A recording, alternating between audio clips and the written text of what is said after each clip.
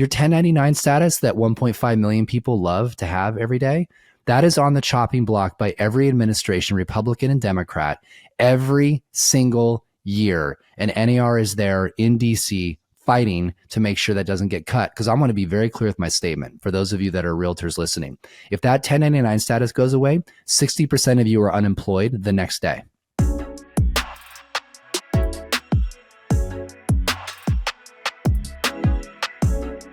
I'm thrilled to welcome James Dwiggins to Powerhouse. James is the CEO of NextHome, a national real estate brokerage with 600 plus offices and 6,000 plus agents.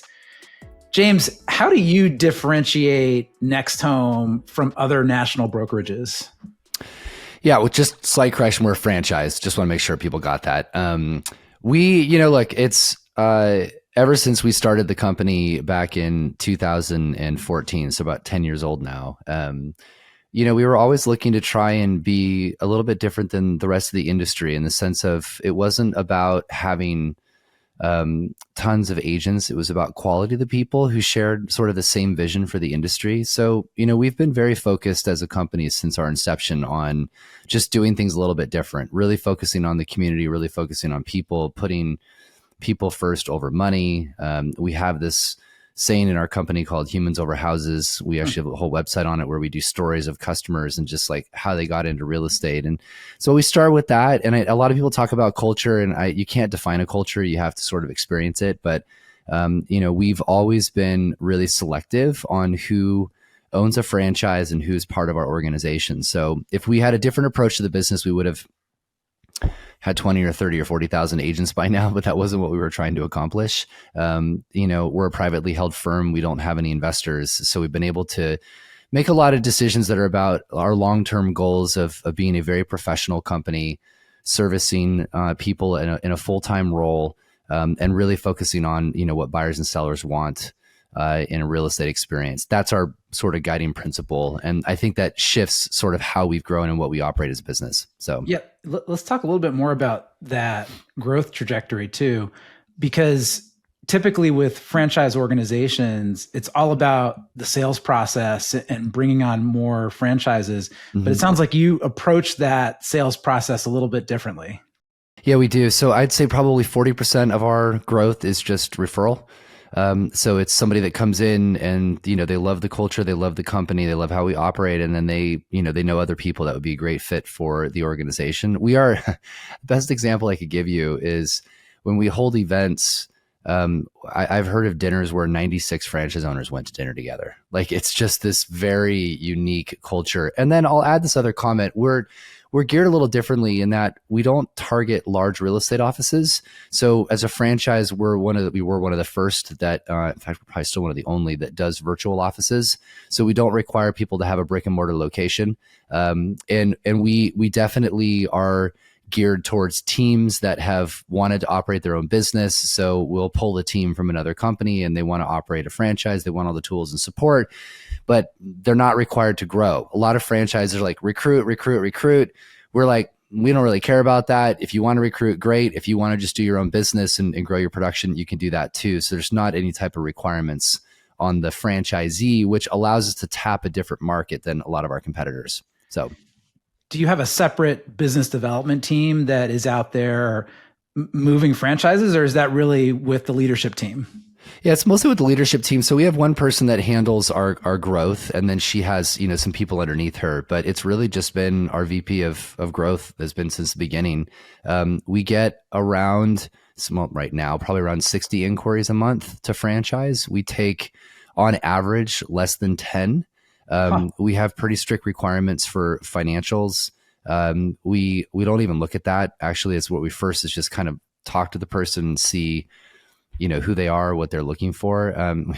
We have a no assholes policy as a company. So if somebody's very egotistical, we're not a good fit, because for us, it's all about making sure that you're putting the right leaders in the position based upon the company's overall goals. And part of that is not about the agent, but it's about the consumer. And so we weed out a lot of people very quickly with that. And that's not to be derogatory towards the industry. It's just how we approach things. So yeah, I hear that. we have a similar policy at HousingWire. There's really no need for there's plenty of great people out there. There's no need to bring on assholes into the company. Yeah. So you and I have gotten to know each other because you've been a fairly prominent industry voice on the commission lawsuits and the recent NAR settlement. Could you give our audience kind of a state of play for real estate commissions and the impact of that NAR settlement? Yeah. So, I mean, I've been talking about it for, I don't even know, almost 2 years now. And unfortunately, a lot of what I said ended up happening, which is what I wanted to have happen, but it is what it is. We're in the first inning. I think that's the most important thing for people to understand. Obviously, since August 17th, we've only had a few months to see how things have played out. There's been multiple studies coming out now that show that compensation is starting to decrease, especially on the buyer's agent side of it, which is what we expected. There's a lot of things that have not been figured out still. And this isn't, again, the industry is trying to figure this out. It just is going to take time. So I want to preface it with that. But, the MLSs are left to enforce the rules. They don't have the infrastructure to do that, nor I don't even know how they would. So we have no idea if agents are signing buyer rep agreements before they show a property. Like, nobody's asking for copies of those buyer rep agreements, which is a requirement if you're under an NAR governed MLS. Another issue that's happening right now is buyers don't know what they're signing. And if you think about the practice of how we do things, we load up a document into DocuSign. We hope the agent explains it. We send it to, the customer. They click start, sign. They never read the damn thing. And so, you've got probably buyers all over the place signing multiple buyer rep agreements because they're looking to see a property. The agent says, sign here. They roll into the property. You've got 4 or 5 agents now that you've signed a buyer rep agreement with. Then you buy a house. Who gets paid? That's going to be a fun one. So there's a lot of enforcement mechanisms that are an issue.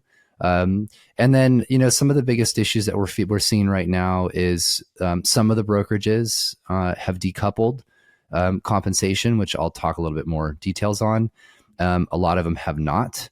And so you have this world where the lack of training and guidance by brokerages is in some cases really horrible, where they're not teaching their people. They don't know what the process is. And so if a seller's not offering compensation, the buyer's agent just tells the buyer this, and then the buyer goes, well, let's go look at something else, when the buyer's agent should say, they're not offering compensation, but that doesn't mean anything. We can put that as a request in the offer. There's just a really lack of training, and it comes all the way from the top down. I think NAR has done an okay job on trying to get the information out there. I think that they've unfortunately listened to their lawyers too much and were very, very cautious when they should have had guidance that was very clear. They've recently done that, to give them credit. They have 2 new guidance documents that just came out a week and a half ago that were extraordinarily clear on what is steering, what is not steering, like what you can do and not do. But we know that's about 2.5 months later than what it should have been. So there's a lot of problems that we're still facing as an industry. And then the biggest one is forms. It's a mess, to put it bluntly. You have some state associations that are keeping cooperative compensation in the forms. Those forms are created by a committee of competing brokerages, which is literally how we got into the lawsuit to begin with. And so the lawyers have come out on 2 separate interviews and have said, if you're using forms that are created by a group of competitors that are propping up compensation, we're going to sue you again. They literally have said that publicly. So it's a problem for a lot of us. In like my company, we don't do cooperative compensation, period. It's banned across all of our offices. EXP's done the same thing. Like, a lot of companies have made that direction, and that makes it hard in the market where you have a lot of really educated people on the subject trying to work with a lot of uneducated people on the subject. And so there's a lot of conflict that's happening. So that's a kind of an overview of where we are. Yeah, no, it's really helpful. And so do you think it's going to take another series of lawsuits to get this compliance up to speed? I hope not. I fear that's where we're headed. I'll give you an example. So, just for your viewers and listeners to know, I'm also my company is a named defendant, and we settled with the lawyers. So, I have a little bit no, I have a lot more perspective than 99.9% of the people because we had to work with the plaintiff's lawyers on settling the case. My legal fees were $100,000 a month at one point. Nobody in this industry that's listening to this can afford these legal fees, just for context. And so, the issues are we are trying to hold on to the past when we need to be, I say skating to where the puck is going to be. And I'll give you a great example of this. This is just, it's so blatantly clear. It's like, I can't figure out why the industry doesn't get it. So we paid our lawyers to do an assessment on the industry and our organization to tell us what the plaintiff's lawyers would do next. What are they going to sue us for next? I'll give you one of them. Cooperative compensation. If in this world, and this is just very logical when I lay it out this way, in this new world where a buyer's agent meets with a buyer before they show a property, they lay out their services, they lay out their fee, they agree on terms, et cetera, and they sign a buyer rep agreement. Maybe it's for that property, maybe it's for the day, maybe it's for 3 months, whatever it might be. That fee, proven by all of the studies coming out, will vary by agent. Understandably, can be, I'm not going to give numbers, but it can be all over the place, right? So knowing that, if you're a seller's agent and you are doing cooperative compensation where you are charging the seller your fee and an additional fee that you're going to share with the buyer's agent, you are harming the seller a majority of the time.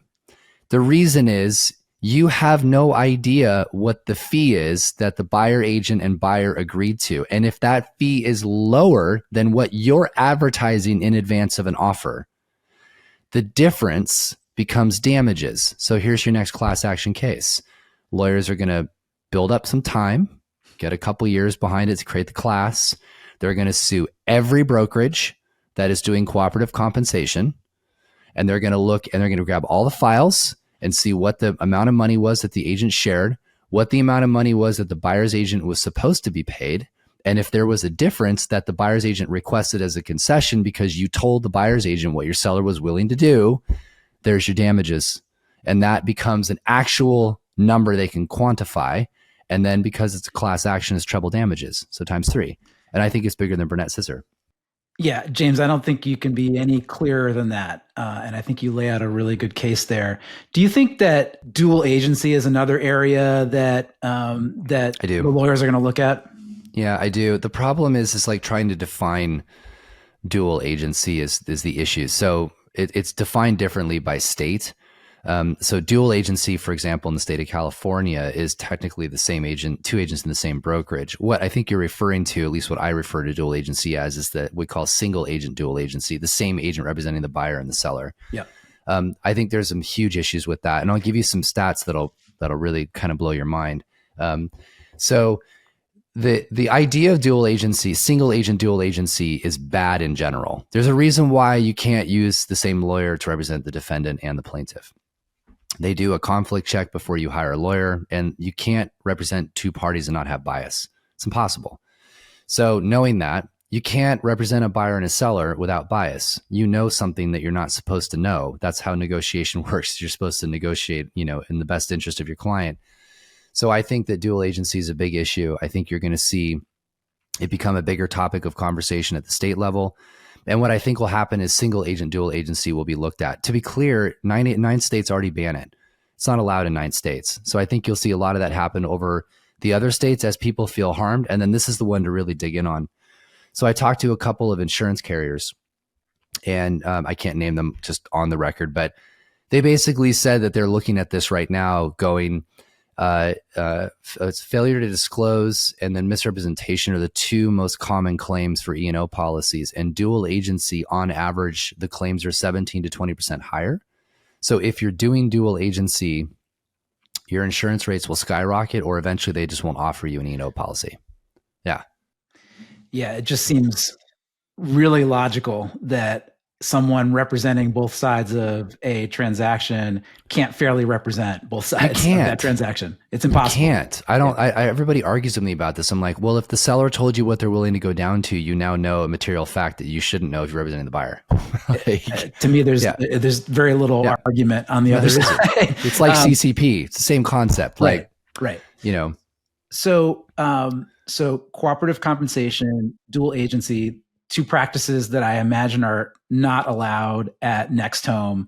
Are there other practices that you've implemented at NextHome that are helping you prevent being a part of the next lawsuit that happens? yeah. So we don't. So we have a whole bunch of processes. Number one is we don't share commissions. It doesn't mean that a seller can't advertise that they're willing to pay a buyer's agent compensation. We just do seller direct payments, meaning the seller pays the buyer brokerage through the closing process. We don't collect any money. We don't both share representing the seller and we don't collect representing the buyer. So if we're representing the buyer, we tell the listing agent that we won't be sharing in compensation with you, that the seller needs to make a seller direct payment to the buyer brokerage. That causes issues because it requires them to go back and amend the listing agreement. So we don't do that. The other thing is we've been very clear to our agents what steering is. And steering is basically, by the DOJ's definition, is anything that you are doing to influence a buyer to look at a certain property over another because of compensation. So we do not allow a buyer to tell our agents, I don't want to see any homes for sale that aren't offering compensation because I can't afford to pay you. That's not how it works. We go, don't worry about that. We're going to show you every house that's for sale that you want to see. And we'll make it part of the offer. And so we'll negotiate that into the terms. Whether we can make it come together or not, we don't know. But right now, your whole job is to find the house that you want. It's my job to help you get into that property. There is steering going on all over the place. And I'm not ragging on the agents. They just don't know because they haven't been trained yet. They're still working through some of this stuff. But we don't allow that. There's companies that have had agents the buyer signs a form saying they're not going to see properties that aren't offering compensation. Is a really stupid practice. So we have these policies in place to protect us. Also, on the sell side, we have a little CYA that we do where if the seller wants to offer compensation to the buyer brokerage in advance of an offer, we don't. We have a disclaimer that they sign stating it was their idea, not ours. That it's 100%, we advise them that our recommendation on all listings, and this is our company policy, is we call it, PITO, put it in the offer. So basically everything we tell a seller is we recommend that your practice is we will advertise seller is willing to entertain any and all requests. Put it in your offer. When an agent calls us and says, are you offering compensation? We say the seller is willing to entertain any and all requests. Whatever you need to put a deal together, just put it in the offer. It's really not that complicated, right? They make it complicated, but it's not. So that's some of the policies that we've done to protect the company in the future. So, James, I think a lot of this stuff is just simpler and more logical. And so I know that there were a lot of challenges with the NAR and all the commission lawsuits, but a lot of these practices feel like they're better for every party in the home transaction. They are. Look, I mean, I'll argue the other side of it just to make a podcast interesting. I do agree that I believe these are the right practices. That being said, it is going to be a challenge for first-time home buyers. Right. That's a fact, and we don't have a mechanism to help with that. I would also play on the other side of that. First-time home buyers have always had a problem. In 2021, they couldn't buy a house either. It's not saying that that's an answer. I do think that this is an issue that we're going to be facing is in a tight inventory market. First-time home buyers, which we all know real estate is the largest generator of wealth in this country, will struggle to get in to buy a property. And that's something I think that we have to pay close attention to, because right now the racial gap's increasing. It's a huge problem for minorities to own real estate. That's how they generate most of their wealth. That number's getting lower and lower on home ownership. So there are fundamental things that I'm concerned about with it. But from a liability standpoint, I can simplify this, and the industry is just struggling to get there. It really needs to be this. The listing agreement is the fee that the listing agent charges and the services they offer, the end. There's not concessions. There's not offers of compensation. There's not any of that crap. Just get rid of it. It's just, this is my fee for what I do. And then the buyer's agent charges the buyer their fee. And they have a conversation about, can you afford to pay this? No. Okay, Mr. and Mrs. Buyer. Then the plan is going to be to put that in the offer, understanding that there might be situations where the seller isn't willing to pay it, and we'll have to deal with that at that point in time. But that's just cleaner. It just removes all of this, alleged conspiracy. I mean, look, there's a lot of things our industry does. There wasn't some massive conspiracy. I've been in this business a long time. That just doesn't happen. Those conversations that were alleged in court just do not occur. All that being said, I am moving towards where I think this needs to be, and I hope the industry moves quicker as well. So, all right, let's dig in on the National Association of Realtors. Yay. So you've recently been traveling a lot, including going to the NAR Next event in Boston. Did. What were your takeaways from that event? So it was interesting because I've been to a lot of NAR conferences. First off, I think that it's very apparent where market conditions are. And what I mean by that is attendance was really low. And that's not, I don't think, just ragging on NAR. I just think people aren't making a lot of money. They're not spending it right now. I mean, that's just common across residential real estate. Certainly, there's probably a lot of pushback from the big brokers not supporting NAR at this point with all of the issues.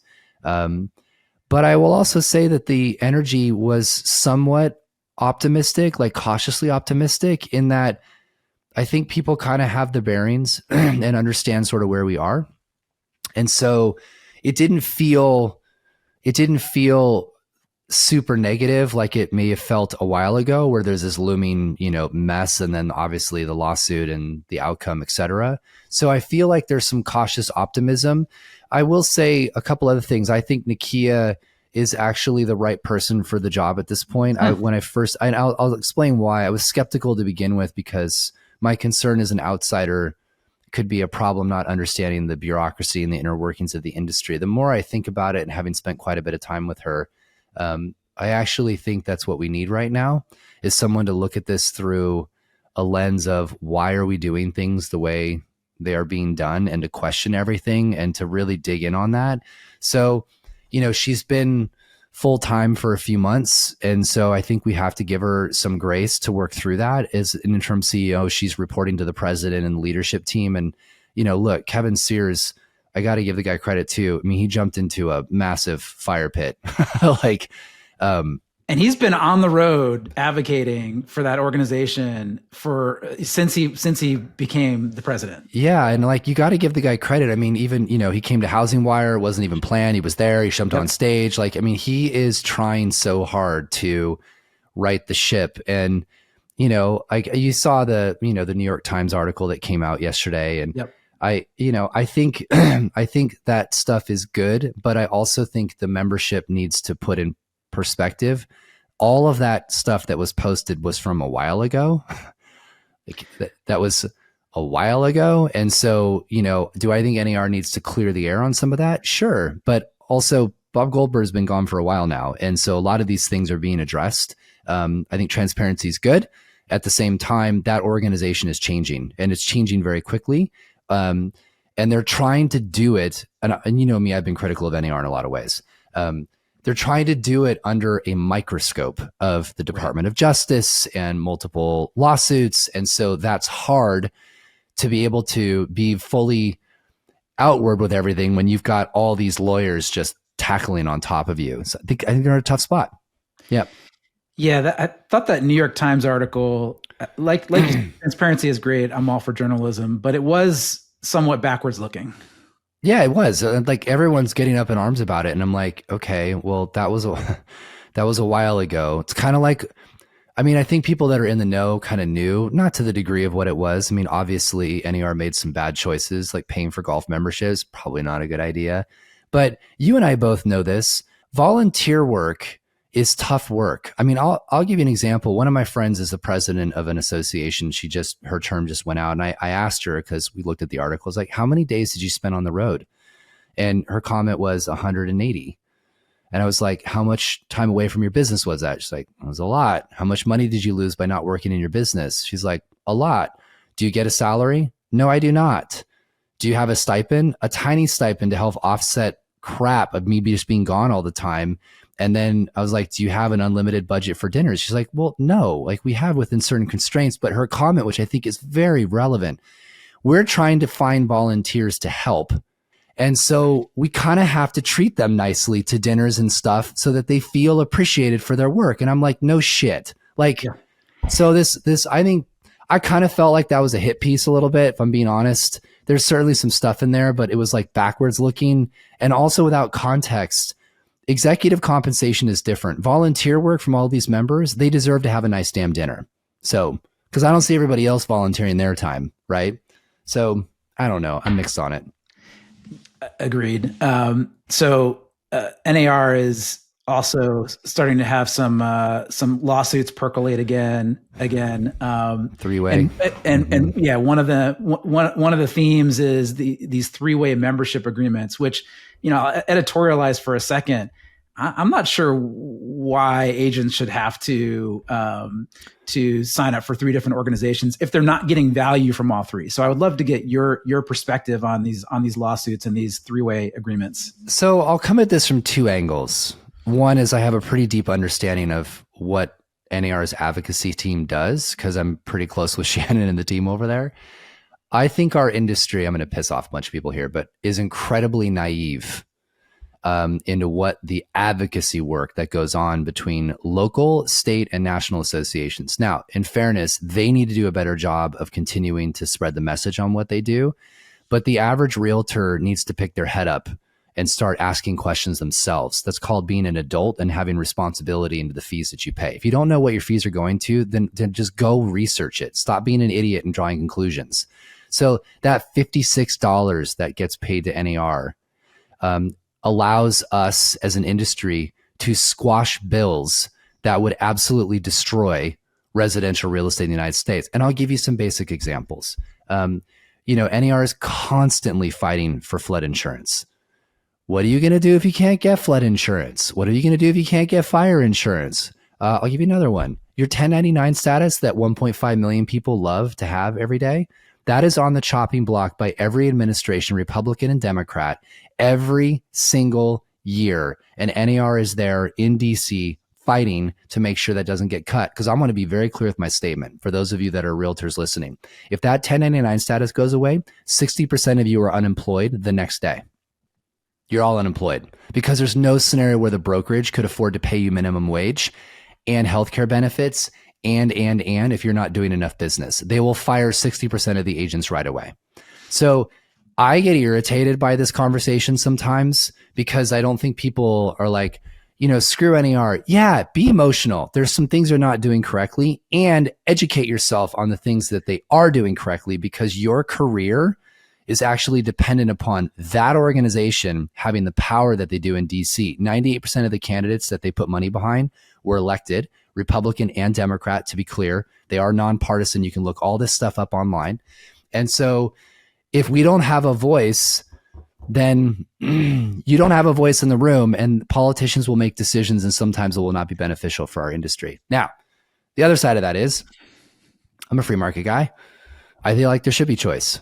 But my concern is that without that three-way agreement, everybody acts emotionally and then make decisions that actually hurt themselves in the industry. And then they're going to be like, well, what happened? And I'd be like, you didn't know what you were doing. So that's why you're required to wear a seatbelt is because people make bad choices. And so they de-incentivize you by saying it's required by law because so many people weren't wearing them and then ending up through the windshield. So there's both sides of the argument. Totally. And I get both sides as well. But sometimes people need the freedom to make bad choices. I get it. It's all a matter of what you want. Right. And I'm somewhat libertarian in some ways. I'm a free market guy. If you don't want to wear a seatbelt and die, then your choice, go for it. But that's the conversation that we're having right now. Yep. So totally makes sense. So we'll end on clear cooperation because I think you've been, a very staunch advocate for keeping clear cooperation with a slight modification, but yes. Yeah, sure. But you've been a staunch defender through op-eds at live events on LinkedIn, and there have been a couple characters on the other side of the issue. One of them, Robert Refkin, the CEO of Compass, he's very prominently taken the opposing view. So James, you're a candid guy. You're direct. Why are you right, and why is Robert wrong on clear cooperation? I'll start with Robert. I have total respect for him as an individual. We just disagree on this particular policy issue. I would just ask that he's just honest with what he's trying to do. And then like you can disagree on the merits of profit if that's what you want to disagree on. But this like ruse that is good for sellers is just nonsense. So there is, and I have, with respect to Robert, far more history in this industry than he ever has. My grandfather owned a real estate company. He was a broker. My grandmother was. Both my parents were. Since 1967, I've been in real estate. I was born in a house when the MLS book still existed. I have historical perspective that he does not, because he's not from the industry. I remember how hard my grandfather and father tried to get both the MLS book in my grandfather's day. And then my father brought on the first MLS system in the area, which was called Boris. It was a DOS-based dial-up system. And the reason for it was because previous to what we have today, all the brokerages had no idea what was for sale. And they would list a property. They would try to sell it to one of their buyers represented by an agent in their firm first. And then if they couldn't, they would start working with everybody else. That's not good for sellers, to be clear. Like, it's proven by every marketplace on the planet. More eyeballs means more offers. That's why eBay exists. So what we're trying to do here, what he's trying to do, is play a game that's just not accurate. Like, he says sellers need choice. I have sold in my company, my people have sold several 100,000 properties in the past 10 years. I don't even know, but it's hundreds of thousands of homes. As the CEO, I get all sorts of complaints. You know which one I've never had, by the way, Diego? I've never had a seller email me and say, I'm really pissed off because my agent put it in the MLS and I had lots of people looking at my home. Not one letter. I can name all the other ones that have happened, but it's never that.